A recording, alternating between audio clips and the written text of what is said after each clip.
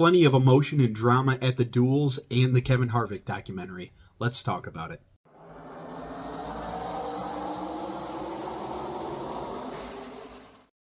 What's going on, everyone? Happy Fast Friday. This is Luke and welcome back to Checking Up.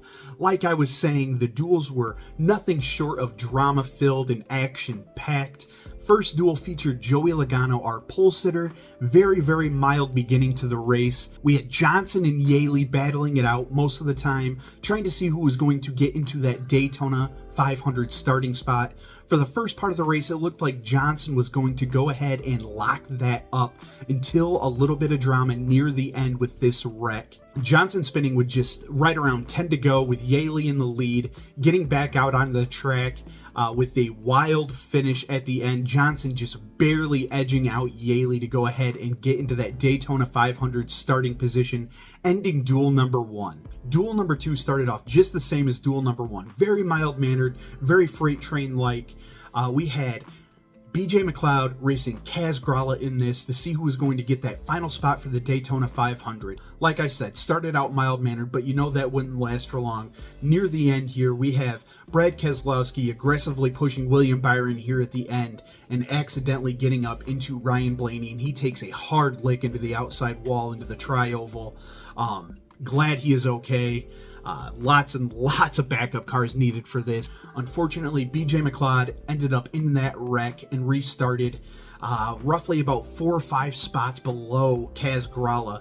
They raced until the very end, and it came out with Kaz Grala on top. That was in the back, but up front we had a battle for the lead as well.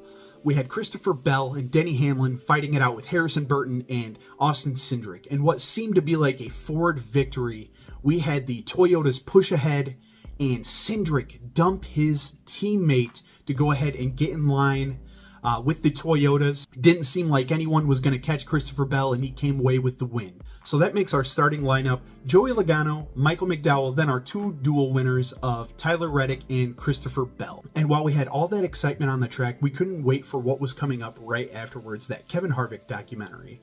I'm not going to lie, that was very well put together. I'm a big fan of watching these documentaries, and so we know what's going on and we know what happened, right? But we want to know more, and Kevin really brought that to light. To really know what he was thinking around 2001, him stepping into that car for the late Dale Earnhardt Sr. and how he handled it, all the way up through the end and how they tied it together with Keelan Racing here, was a very well good documentary. I want to know what you guys thought about the duels, what you guys thought about that documentary as well. Go ahead and post it down in the comments. I hope you guys have a great weekend, and let's check back Monday after the Daytona 500.